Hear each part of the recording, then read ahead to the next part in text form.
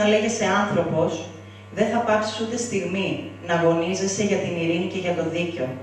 Θα βγεις στους δρόμους, θα φωνάξεις. Τα χείλια σου θα ματώσουν από τις φωνές. Το πρόσωπό σου θα ματώσει από τις σφαίρες, μα ούτε βήμα πίσω.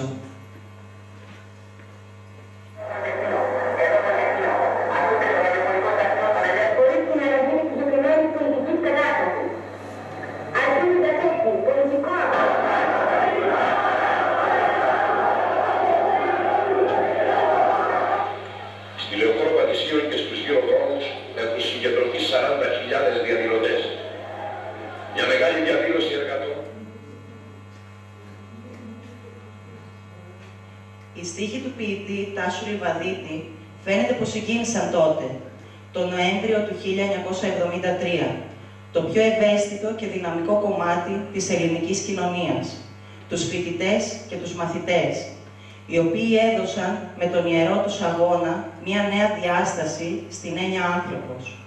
Κάθε χρόνο, στις 17 Νοεμβρίου, πιστοί στο ραντεβού μας με την ιστορία, γιορτάζουμε και τιμούμε την επέτειο της εξέγερσης του Πολυτεχνείου, αποδίδοντας τιμές σε αυτούς που αγωνίστηκαν και έπεσαν για την ελευθερία και τα πιστεύω τους. Ξαναζούμε τα μαύρα και σκοτεινά χρόνια της περίοδου 1967-1974, με κορύφωμα τη μαχητική κινητοποίηση των φοιτητών του Πολυτεχνείου και του λαού, τότε στις 14 με 17 Νοέμβρη 1973.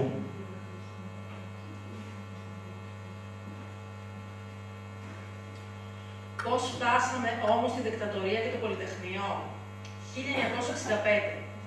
Σύγκρουση βασιλιά Κωνσταντίνου με τον Γεώργιο Παπανδρέου. Ο βασιλιάς τοποθετεί δικό του Υπουργό Εθνικής Άμυνας. Πράγμα αντίθετο στο Σύνταγμα. Εξωθεί τον Γεώργιο Παπανδρέου σε παρέτηση και διασπά το κόμμα Ένωση Κεντρώων, πείθοντας τα στελέχη του να τον εγκαταλείψουν. Γίνονται διαδηλώσεις από το λαό που αποδοκιμάζουν τις βασιλικές ενέργειες. Σχηματίζεται κυβέρνηση από πολιτικούς που είχαν εγκαταλείψει την Ένωση Κεντρώων και με τη βοήθεια της ΕΡΕ, Εθνική Ριζοσπαστική Ένωση. Παρ' όλα αυτά, η πολιτική ζωή δεν εξομαλύνεται. Με κοινή απόφαση του Γεωργίου Παπανδρέου και του Παναγιώτη Κανελόπουλου προκηρύχθηκαν εκλογές για το Μάιο του 1967, οι οποίες όμως δεν διεξήχθησαν ποτέ. Αντί για εκλογές όμως, η χώρα διήρχεται μία κρίση, αναζητούσα διέξοδον εξ ενός πολιτικού αδιεξόδου εις το οποίο είχε εισέλθει. Από μακρού χρόνου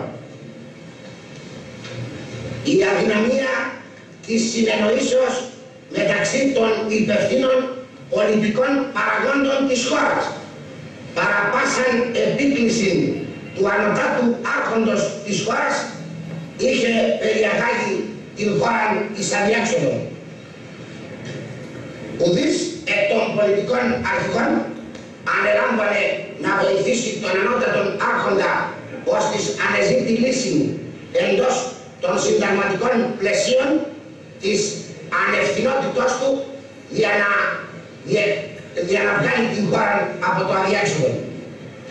Η κατάσταση αυτή προστιθεμένη εις μίαν αναρχική αντίληψη η οποία είχε επιβληθεί σχεδόν εις όλα τα άτομα της κοινωνίας, είχε δημιουργήσει τον έσχατον κίνδυνο να αρρωθεί η χώρα από τον κομμουνισμό.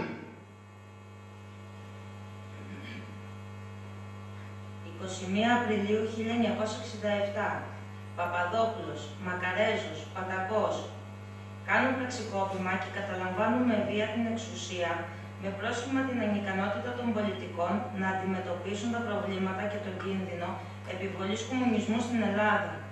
Ο βασιλιάς συνεργάζεται με τη Χούντα αρχικά. Μετά δείχνει ότι θέλει να την ανατρέψει και αφού αποτυγχάνει αναχωρεί στο εξωτερικό. Ο ελληνικός λαός αντιτάχθηκε στους δικτάτορες με τη συγκρότηση αντιστασιακών οργανώσεων στην Ελλάδα και στο εξωτερικό.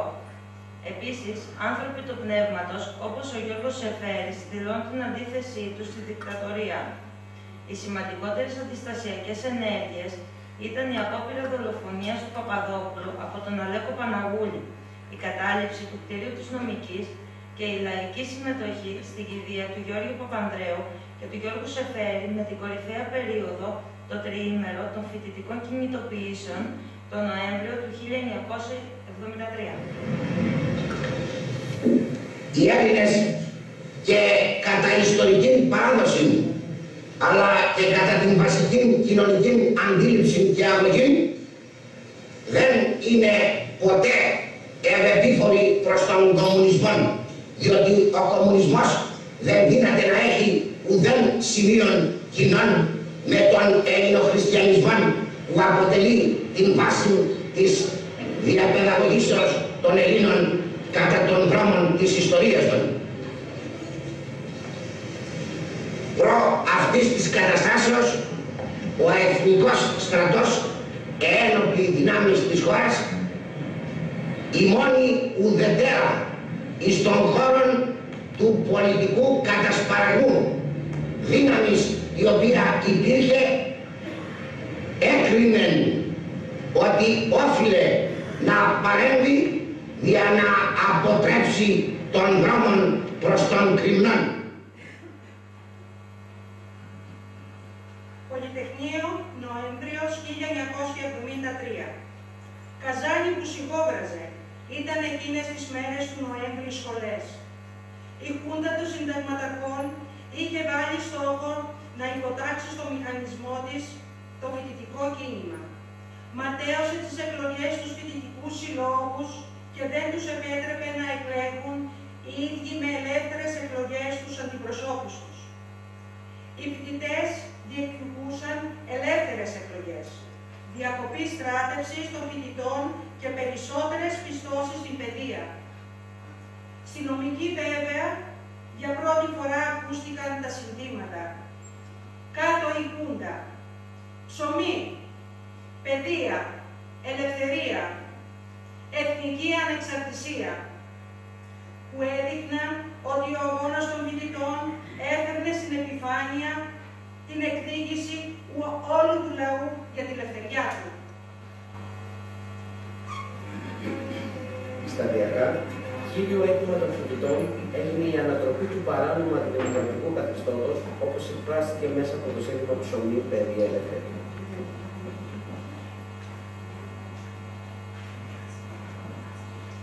Τετάρτη, 14 Νοεμβρίου 1973.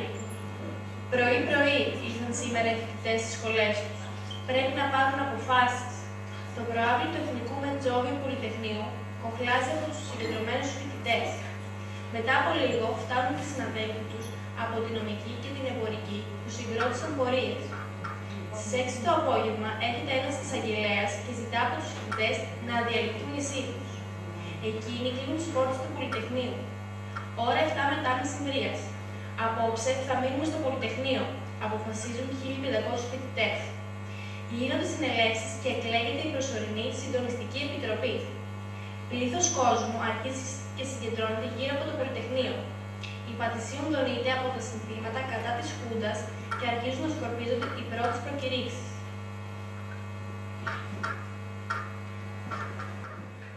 Οι φοιτητές. Πέμπτη, 15 Νοεμβρίου 1973.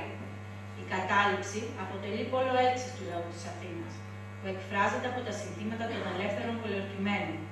Συγκεντρώνει για αυτούς τρόφιμα και φάρμακα και παραμένει όλη νύχτα για συμπαράσταση στον χώρο γύρω από το Πολυτεχνείο.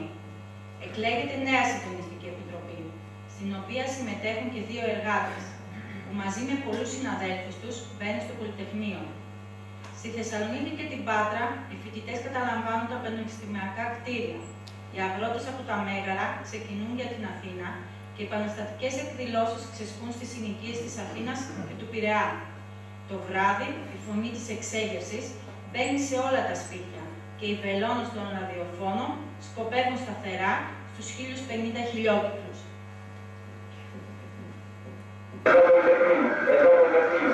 Terminó la ραδιοφωνικό σταθμό των ελεύθερων αγωνιζόμενων φοιτητών, των ελεύθερων αγωνιζόμενων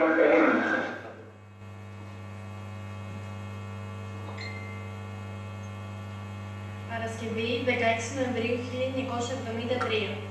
Ο δικτάτορας Παπαδόπουλος δίνει διαταγή να χτυπηθεί η λαοθάλασσα που είναι γύρω από το Πολυτεχνείο. Δακρυγόνα, φωτιές για την εξουδετερώσή τους, οδοφράγματα, σφαίρες στο ψαχνό και αίμα στους δρόμους γύρω από το Πολυτεχνείο συνθέτουν το σκηνικό ενός εφιάλτη. Πλήθος εργαζομένων και μαθητών που έχουν εγκαταλείψει τις δουλειές τους και τα σχολεία κατακλείζουν το κέντρο της Αθήνας. Η ατμόσφαιρα δονείται από τα συνθήματα. Η Χούντα θα πέσει από το λαό. Λαϊκή κυριαρχία. Απόψε θα κάνει τη αστεριά. Στη συμπλοκή αυτή στήθηκαν οδοφράγματα από τους εξεγερθέντες. Εμποδίστηκαν τρόλοι και η αστυνομία έκανε χρυσό. Ο Παπαδόπουλος αποφασίζει στη συνέχεια να κινητοποιήσει τις στρατιωτικές δυνάμεις εναντίον του Πολυτεχνείου. 3 μοίρες λόφ, μια μοίρα λεξιπτωτιστών και 3 άρματα μάχης περικυκλώνουν το Πολυτεχνείο. Στη 1 το μεσημέρι, συγκεντρωμένοι μέσα και έξω από το Πολυτεχνείο, ξεπερνούν τις 20.000. Ο ραδιοφωνικός σταθμός ανακοινώνει συνεχώς τις σπουδαστικές θέσεις. Στις 4 το απόγευμα, η Συντονιστική Επιτροπή δίνει συνέντευξη μπροστά σε πάνω από 30 δημοσιογράφους. Εκεί δηλώνουν τα εξής. Πρώτον, ο αγώνας των φοιτητών έχει πολιτικό περιεχόμενο, μιας και κάτω από τις τωρινές πολιτικές συνθήκες, ο εκδημοκρατισμός στην παιδεία είναι αδύνατος. Δεύτερον, για να λυθούν όλα τα προβλήματα, αναγκαία είναι η πτώση του τυραννικού καθεστώτος. Τέλος, καταλήγουν καλώντας όλον τον λαό να αγωνιστεί για δημοκρατία και εθνική ανεξαρτησία. Παρόλο που η συντονιστική πλευρά των φοιτητών ζήτησε διαπραγματεύσεις προς τη κλιμάκωση της κατάστασης αυτής, δεν ήσαν.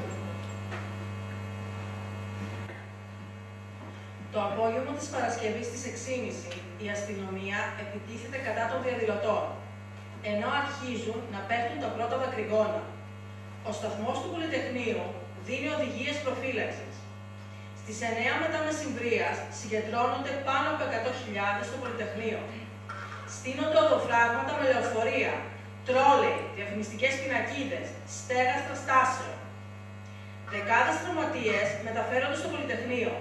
Ο ραδιοφωνικός σταθμός μεταδίδει εκκλήσεις για γιατρούς και φάρμακα.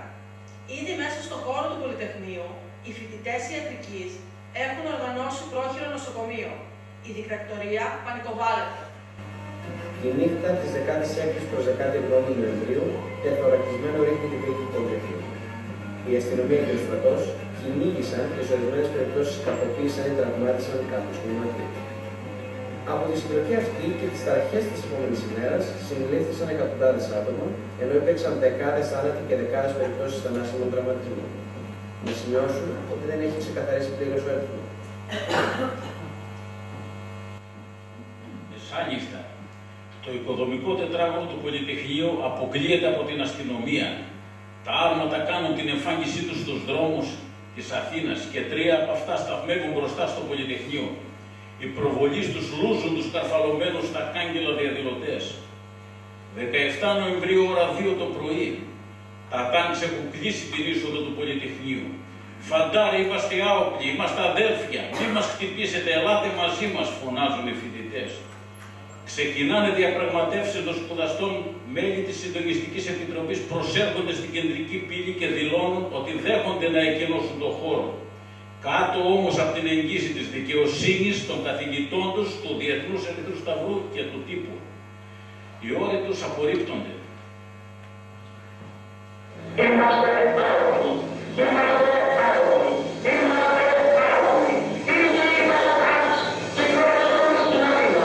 Συγκρότησαν στην Αθήνα. Καθόλου σήμερα. Καθόλου σήμερα. Είμαστε για μένα ιστοριάδες. Αδέλφια, αδέλφια μας στρατιώτες. Αδέλφια μας στρατιώτες. Δεν θα σηκώσετε όπλο.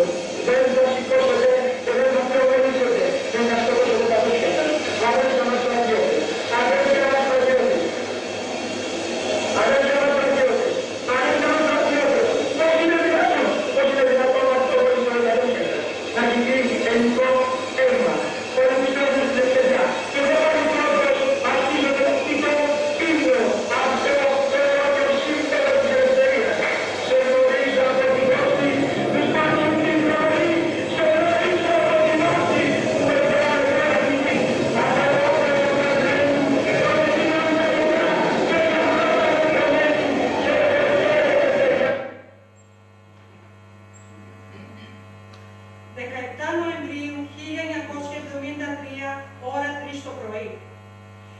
στις 3 δίνεται η διαταγή από τον επικεφαλή της μονάδας των ΤΑΝΣ για είσοδο στο χώρο του Πολυτεχνείου. Το άρμα γκρεμίζει την κεντρική πύλη. Εισέρχονται μονάδες αξιωματικών και ανδρών των δυνάμεων καταδρομών. Παντού σκηνές φρίκης, πανικού. Ακολουθεί άτακτη φυγή των σπουδαστών και κακοποίησή τους από την αστυνομία. Κατά εκατοντάδες μεταφέρονται στα νοσοκομεία και στα κρατητήρια της ασφάλειας.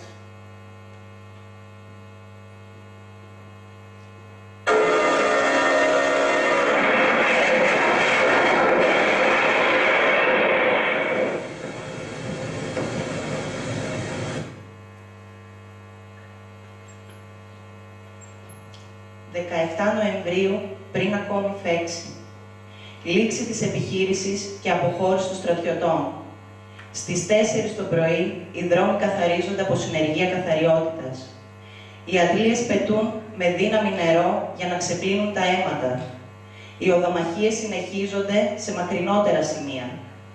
Η εξέγερση του αθηναϊκού λαού συνεχίζεται μέχρι την Κυριακή το πρωί. Νέες δολοφονίες και αίματα. Η στρατιωτική κυβέρνηση κατάφερε να καταπνίξει στο αίμα την εξέγερση του Πολυτεχνείου. Όμως, ήταν για αυτή η αρχή του τέλους. Το Πολυτεχνείο ήταν και θα είναι πάντα ένα ζωντανό κάλεσμα για δημοκρατία και ελευθερία.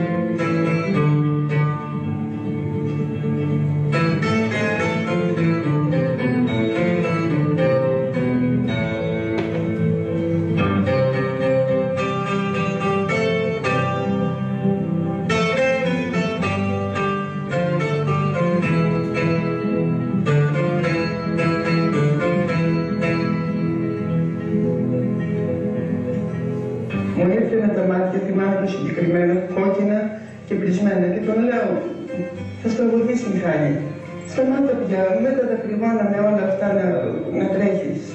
Μάνα, η χούντα θα πέσει. Μάνα, θα ρίξουμε τη χούντα, κοντεύουμε να ρίξουμε τη χούντα.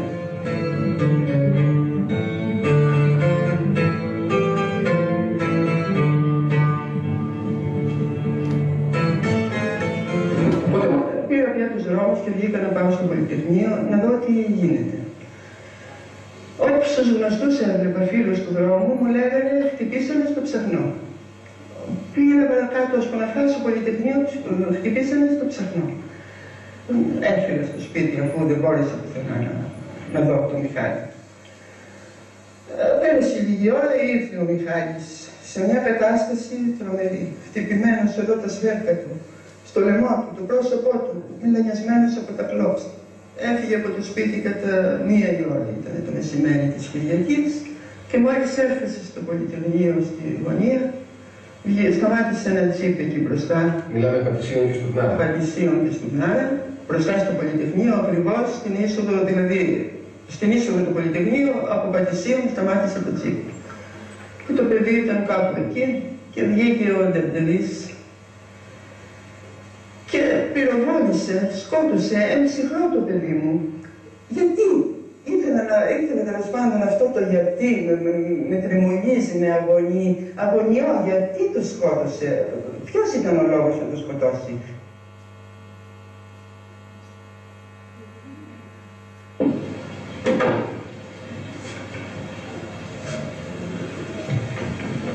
Εγώ έχω τα ρούχα του Μιχάλη. Αυτή την μπλούζα τη φορούσε όλο το τριήμερο που ήταν στο Πολυτεχνείο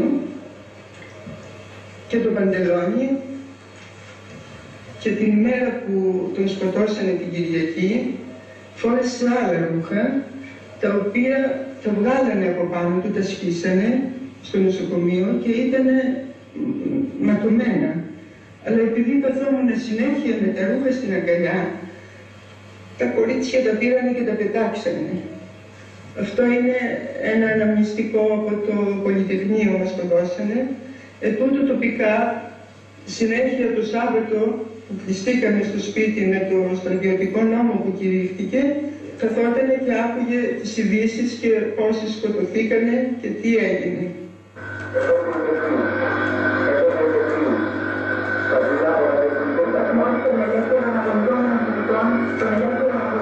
Φτάσαμε στο ρυθμιστικό, κατεβήκαμε από το ταξί. Ήταν πολύ αστιφύλα και στην είσοδο του νοσοκομείου, στο ρυθμιστικό. Παρακάλεσα τον ζεστεφύλακες ότι είναι το παιδί μέσα. Επιτρέψτε μου να το δω, τέλος πάντων, μήπως θέλει κάτι, μήπως έχει ανάγκη από κάτι. Μου λέει, κυρία μου, θα φύγεις πίσω στο σπίτι σου και στο νοσοκομείο δεν θα πεις. Το παιδί δεν θα το δεις. 12 η ώρα πήρε ένα τηλέφωνο, του σήκωσε η κόρη μου και λέει αν μπορείτε να έρθετε αμέσως στο νοσοκομείο.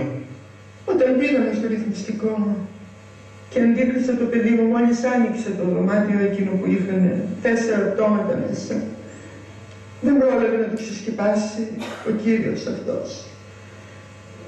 Μας άνοιξε το δωμάτιο και τα πόδια του που είδα γνώρισα ακόμα σκεπασμένο ότι ήταν αυτό το παιδί μου από τα 4 πτώματα, το ξεχώρισα και το αγκάλιασα από τα πόδια πρώτα. Και όταν είδα το πρόσωπό του, μου ήρθε τρέλα.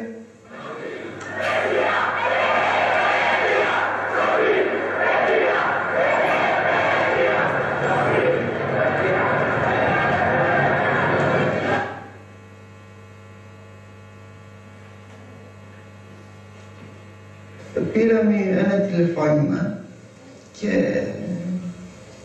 και μου είπανε, κυρία Μυρογιάννη, με μίλησε αυτός, δεν θα ξεχάσω, τόσο ωραία. Ό,τι έγινε για το παιδί σας έγινε. Ήταν καλά να μην συμβεί αυτό, να μην χαθεί, αφού χάθηκε όμως. Δεν μπορεί να διορθωθεί τίποτα. Τώρα μπορείτε τώρα να εξασφαλίσετε το οικονομικό πρόβλημα, να ζήσετε βασίλισσα.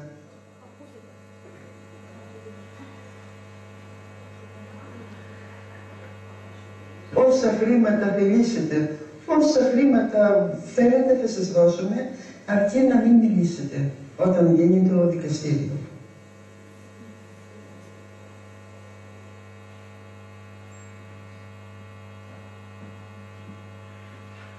Ένα χρόνο μετά, η δικτακτορία έπεσε, μετά και από τους ελεύθερους χειρισμούς της, στο κυπριακό ζήτημα. Στις 15 Ιουλίου 1974, ο αόρατος δικτάτορας Δημήτριος Ιωαννίδης οργάνωσε πραξικόπημα εναντίον του Προέδρου Μακαρίου στη Μεγαλόνισο, προσφέροντας το πρόσχημα στην Τουρκία να εισβάλλει.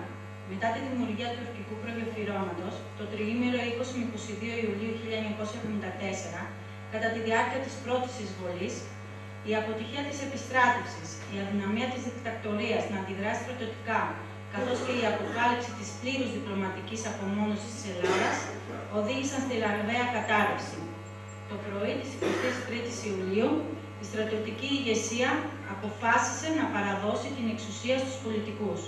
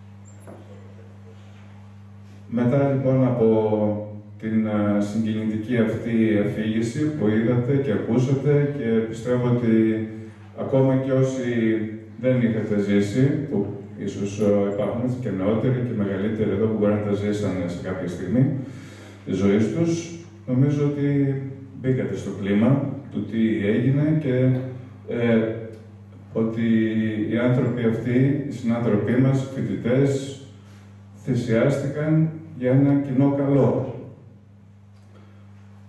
Στη συνέχεια, για να σπάσουμε και αυτή τη συγκίνηση που μπορεί να δημιουργήθηκε, θα συνεχίσουμε με ένα μουσικό πρόγραμμα και πιστεύω να τραγουδήσουμε όλοι μαζί.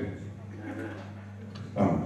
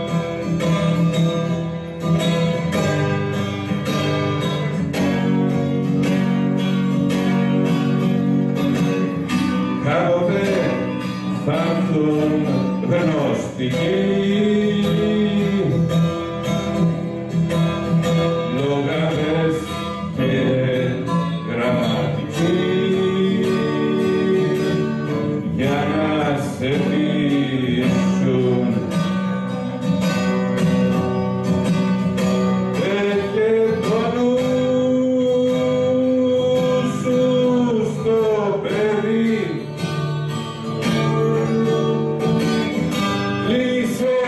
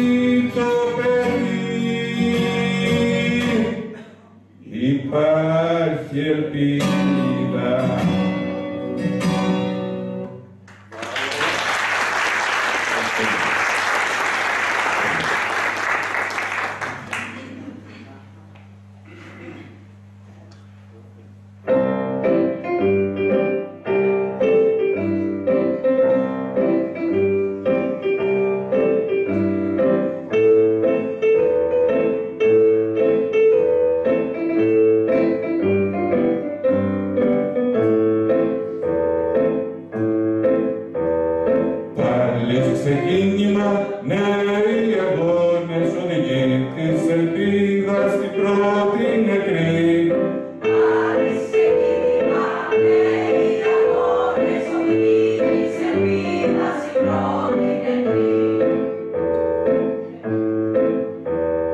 Όχι άλλα δάκρυα, κλείσαν η τάφη ελευθεριάς, λείπασμα η πρώτη νεκρή.